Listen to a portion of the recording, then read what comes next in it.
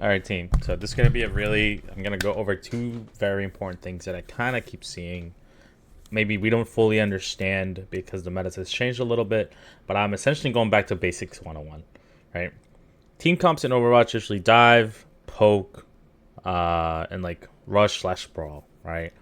And for tanks, right, your backline sort of dictates what you have, right? If I'm looking at this right now and I see a Brig and a Juno with a Ram, I'm thinking it's like a brawly comp.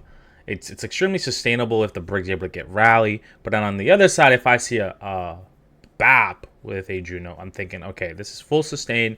The idea here is if we have a BAP player that's able to use their Emo during a mid fight to sort of top the team off and get value back up and everybody's heals are back up, they're going to win once all the cooldowns are being expended, right? We see a May's clearly a sustain hero, right? So we're thinking this team over here, they're going to brawl, but they also have sustain on the back line.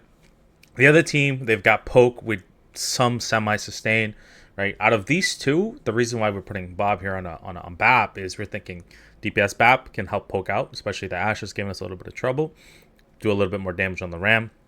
But you got Emor and Shift cooldowns ability to save your team in the mid fight, and then we got May with zoning with walls and block, right? So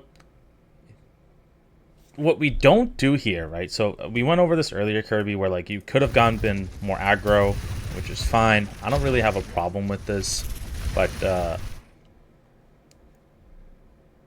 one thing that I would change here going forward, and this is for anyone on the team, like me and Piggles can't be in the mid fights telling you what you can and can't do. Like someone here like the Ashe, right? We could have run the Pharah with a Diva to essentially kill off the Ashe early and then come back for the rest of the team, right? The problem there is you leave this guy to just sort of run the front line, but the idea is, let's say this guy really does want to push our front line, we have max sustain on the back end, right? Varus is able to get out, Bowser is able to use walls, right? We have immortality and shift, and we're able to get high ground, right? The idea, if we were to swap to a team comp like this, is we should all be playing away from the Ram, right? Instead, we're playing into the Ram and allowing this Ashe to sort of set up the poke, which is really, really unfortunate, right? So Bowser, great wall, right? The only problem here is we don't really have the burst to kill him right away, right? So even when you wall him there,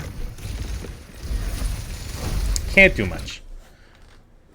Unless you're running like a Reaper Venture, or if this guy is low, I don't want walls to come out early for my May. There's actually no need, right? We're not able to kill him. He still has full armor. His heals are going to be coming on the backline.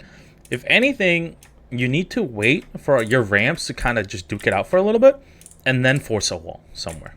This Ashe isn't contested, right? Which is a problem. She's going to have poke on our backline, right? Varus is already low. Varus, I know you repeat this. No reason for you to repeat this, but I think you do anyways, and then you get deleted, right? Could have gone up high, waited for your cooldowns. Again, you have an Emor. Where's my bat? Yeah, like you're not the main healer, right? Different than main support, flex support. I understand this. You're not the main healer. This guy right here, his priority is the take. Your priority is the other guys. This guy up here, this person, and this person's full HP. You should be rotating and playing life. How is it that we run a full sustain comp, right? We're running BAP Juno, and somehow we're standing out in the open into poke, right? And not sustaining. So that's just something you, as a team, especially my background, you guys got to understand your responsibilities. Varus, you see a BAP, your main responsibility is not to tank. Bob had perfect sustain here of Kirby. Look at him. They can't push Bob, right? Look what they're. Look, this is perfect, right? So I just kind of understanding our responsibilities here, right? The idea of me and Piggle sending out a comp like this is saying we're going to try to burn as much clock as we can, right? We need to live through all their cooldowns. So Vortex, Nemesis, Juno's Speed, the Dynamite. Once all those cooldowns are essentially used up, we've lived through it. We've used some of our limited cooldowns because we don't need to use as many because we have more heals, right, on our end. And we can zone more of their cooldowns out than they can. Now we can re-engage, right? But we don't do that. So now, Kirby, who's like right here, you should be inting on the Brig. Good job, inting on the Brig, inting on the Brig. Bob, I'm actually really shocked that... So, let me go back. Why did we leave high ground?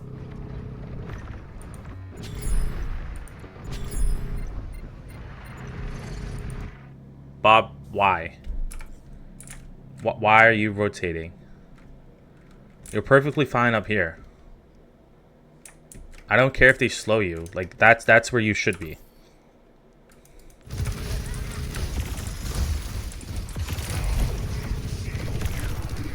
Again, if you're up high... Okay.